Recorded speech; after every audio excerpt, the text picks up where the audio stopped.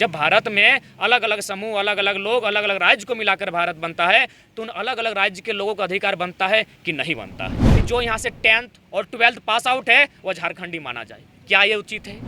और हमारा इस बार जो आंदोलन होगा, इस बार घेराबंदी का नहीं, इस बार खतियानी सत्याग्रह के तर्ज पर होगा। राज्य सरकार को होश में लाने के लिए, उन तक हमारी आवाज़ पहुँचाने के लिए हम लोग 2-3 तारीख को खतियानी सत्याग्रह का आंदोलन चलाने वाले हैं। राजधानी रांची में उपस्थित लोकतंत्र के चौथे स्तंभ तमाम मीडिया कर्मियों को जोहार, नेहर, वंदन। आज के इस प्रेस कॉन्फ्रेंस का उद्देश्य है, आगामी नहीं, चल ही रहा है, प्रारंभ हो चुका है। विधानसभा में मानसून सत्र चल रहा है और हमारा जो आंदोलन पिछले 6 महीने से चल रहा है, जो हमारी मांगे थी, जो हमारे मुख्य मुद्दे थे, उनको लेकर हम लोग लगातार आंदोलन कर रहे हैं। लेकिन उसके बावजूद लोकतंत्र में कहीं ना कहीं लोगों की मांग की आनासुनी हो रही है, राज्य सरकार उस पर ध्यान नहीं दे रही है। उसी क्रम में हम लोग फिर से आंदोलन के लिए रांची कुछ करेंगे। और हमारा इस बार जो आंदोलन होगा, इस बार घेराबंदी का नहीं, इस बार खतियानी सत्याग्रह के तर्ज पर होगा। ये 2 दिवसीय आंदोलन होगा जो 2 तारीख से प्रारंभ होगा और 3 तारीख तक चलेगा। 2 और 3 तारीख को खतियानी सत्याग्रह के तर्ज पर ये आंदोलन है हमारा। और इसका मुख्य एजेंडा, इसका मुख्य उद्देश्य राज्य सरकार का ध्यान हमारे मुद्दों की ओर आकर्षित करना है।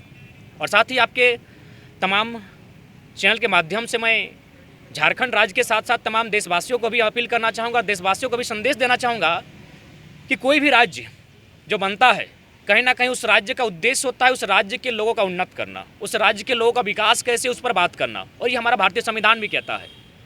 आर्टिकल 1 स्पष्ट कहता है कि भारत राज्यों का संघ होगा।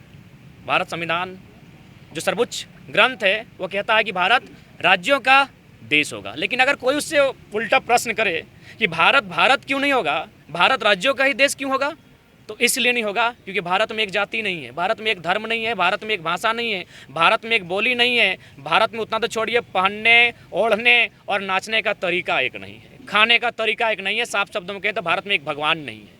यानी भारत अलग अलग लोगों को मिलाकर एक होगा। तो अलग अलग लोगों को अधिकार बनता है कि नहीं बनता है? जब भारत में अलग अलग समूह, अलग अलग लोग, अलग अलग राज्य को मिलाकर भारत बनता है तो उन अलग अलग राज्य के लोगों का अधिकार बनता है कि नहीं बनता है? ये हमारा सवाल राज्य की सरकार से है, व्यवस्था से है। अगर है तो फिर हमारे राज्य की पहचान कहाँ है? देखिए, आज कुछ भी हो, चाहे सड़क पर चलना हो या विद्यालय में प्रार्थना में खड़ा होना हो या फुटबॉल का मैच खेलना हो, एक नीति बनता है, एक नियम बनता है, उसी के तहत वो संचालित होता है।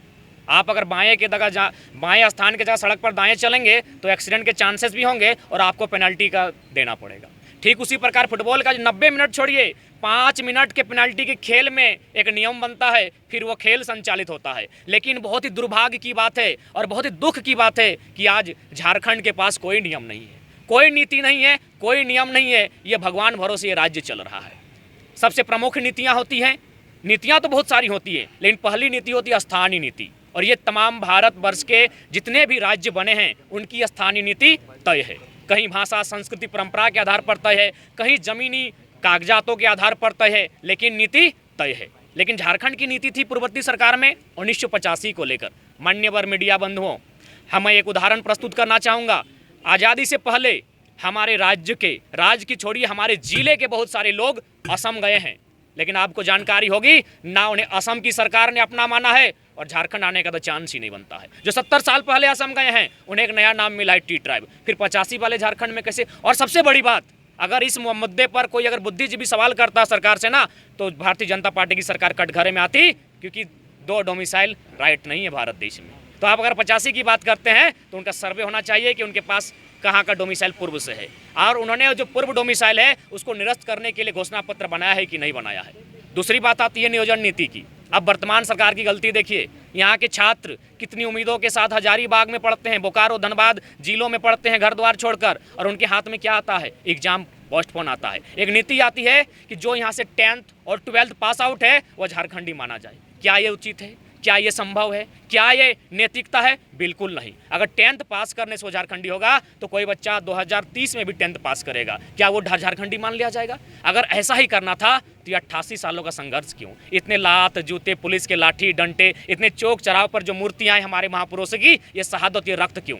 तो इसलिए हमारी मांग टू द पॉइंट है, हमारी मांग कहीं गलत नहीं है। हमने स्पष्ट कहा है, अलग अलग राज्य हैं, अलग अलग राज्यों की अपनी पहचान है, उनकी अपनी परंपरा है और उनके लिए अपनी अपनी नीतियां हैं। तो राज्य सरकार झारखंडियों के लिए नीतियां बनाए ताकि झारखंड के लोग सुरक्षित हो पाएँ। इसी के लिए राज्य सरकार को होश में लाने के लिए, उन तक हमारी आवाज़ पहुंचाने के लिए हम लोग 2-3 तारीख को खतियानी सत्याग्रह का आंदोलन चलाने वाले हैं और राज्य भर के तमाम युवाओं से, बुजुर्गों से, बड़ों से, माताओं बहनों से अपील करते हैं कि आप इस आंदोलन में भाग लेकर इस आंदोलन के माध्यम से राज्य सरकार का ध्यान अपनी ओर आकर्षित करने की चेष्टा करें। देखिए मीडिया बंधुओं, बहुत सारे दिग्भ्रमित बातें सामने आती हैं कि 1932 का जो खतियान है वो चूँकि भारत न बनने से पहले का खतियान है, अतः उसे अगर मान्य नहीं मिलना चाहिए। तो मैं तर्क प्रस्तुत करना चाहूँगा, यदि 1932 का खतियान अंग्रेज़ों के काल का टाइम ऑफ पीरियड का है और उसे मान्यता नहीं मिलना चाहिए,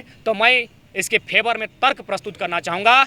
आज जो भारत में कानूनें हैं, आईपीसी, इंडियन पेनल कोड, ताजीरात हिंद, भारतीय दंड संहिता 353 हो, 153 हो, 307 हो, 376 हो, 302 हो, ये 1860 की कानूनें हैं। जब इसी देश में 1860 की कानूनें मान्य हो सकती हैं तो फिर 1932 क्यों नहीं? इसमें हमारा कहाँ दोष है? हमने क्या गुनाह किया है? हमने कौन सा गुनाह किया है? और तो और छोड़िए, जो आपका ये काला कोट आज जो वकील लोग पहनते हैं ना मान्यवर, ये काला कोट भी अंग्रेजों की देन है। अंग्रेजों का रेल मान्य हो सकता है, अंग्रेजों का एरोप्लेन मान्य हो सकता है, लेकिन केवल और केवल 1932 मान्य नहीं होगा।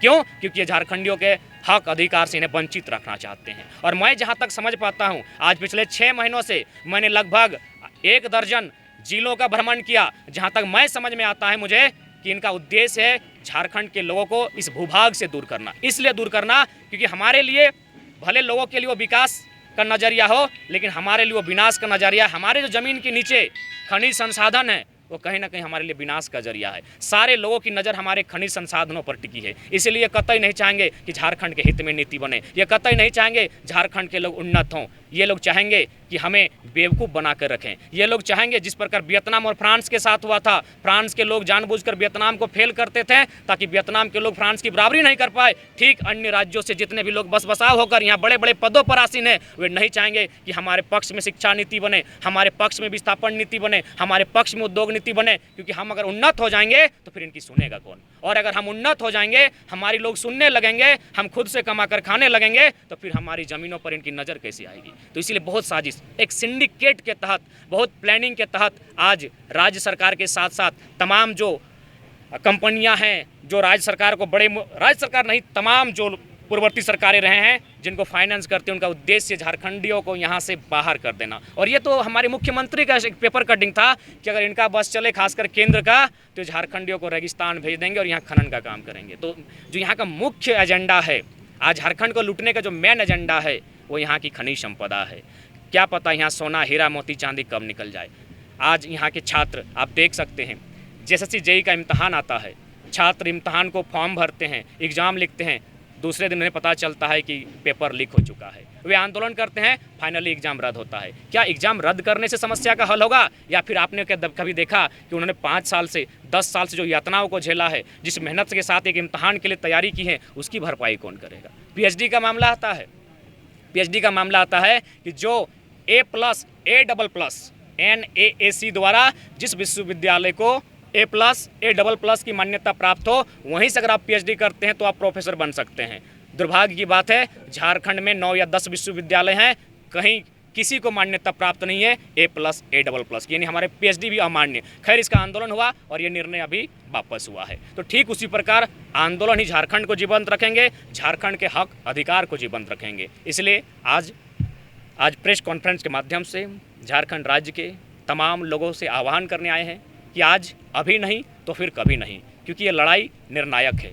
रोज़ रोज़ आंदोलन खड़ा नहीं होता है और हमने भी कभी उम्मीद नहीं किया था कि धनबाद, बोकारो के युवा जो आंदोलन को लेकर चले हैं वो राज्य स्तर का आंदोलन बनेगा। इसका मतलब स्पष्ट है, कहीं ना कहीं आज 22 सालों से झारखंड के जो लोग हैं वो शोषित हैं, वो वंचित हैं, वो प्रताड़ित हैं। उसी का परिणाम है कि छोटा सा आंदोलन, छात्रों का आंदोलन आज राज्य स्तर पर व्यापक रूप ले चुका है और इसका चर्चा नॉर्थ ईस्ट इंडिया में हो रहा है, इसका चर्चा लद्दाख में, इसका चर्चा गुजरात में हो रहा है। तो इसलिए आज लोकतंत्र के चौथे स्तंभ की उपस्थिति में, उनके सौजन्य से झारखंड राज्य की जनमानस से अपील होगा आंदोलन में भागीदारी सुनिश्चित करें और आने वाले 2-3 तारीख को खतियानी सत्याग्रह के तर्ज पर विधानसभा परिसर के कुछ दूरी पर हम लोग सत्याग्रह के तर्ज पर आंदोलन करने जा रहे हैं, इस पर समर्थन करेंगे।